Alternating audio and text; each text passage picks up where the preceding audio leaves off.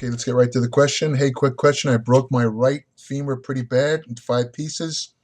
A year and a half back, I walk fine, but I find it very difficult to bring my strength and size up in my legs while squatting, unless I go super light. Uh, Basically, he wants to know what he can do to try and gain his size and strength back and what to avoid, because of his injury.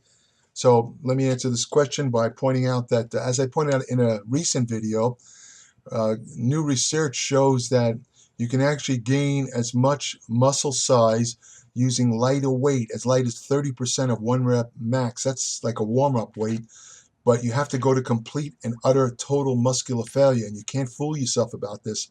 You have to experiment and find a weight where it starts to get hard on, let's say, the 20th rep, and go all the way to as much as 30 reps.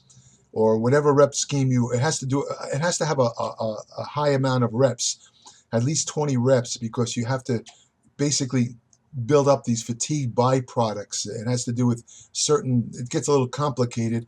It has to do with something called metabolic stress, which causes the byproducts of exercise or muscle fatigue, stimulates anabolic signals that cause the muscles to grow.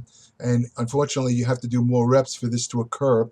You can also get it with using heavier weights, lower reps, like 90% of one rep done for, let's say, 6 to 8 reps.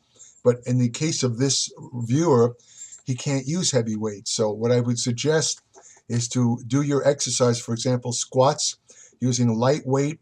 Again, experiment.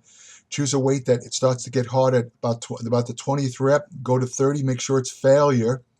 You don't need that many sets if you do it this way. I would say no more than 3 sets.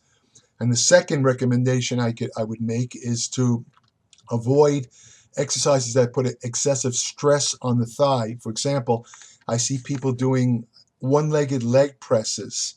I honestly do not know the advantage of doing a one-legged leg press. To me, it's an odd exercise. And from a biomechanical point of view, it throws your hips into a very, very dangerous alignment situation where you can get a serious hip injury. It's a stupid exercise, and it makes no sense.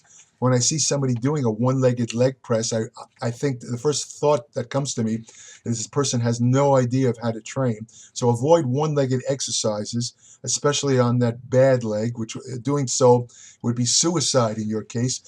Avoid exercises like lunges, and also I would avoid exercises like hack squats, which kind of put a lot of excessive stress on the frontal thigh area, the same area where you broke your bones. So those are my suggestions. Of course, you want to eat a lot of protein, take certain minerals like manganese, zinc to help the healing process, vitamin C, and eventually you should be okay.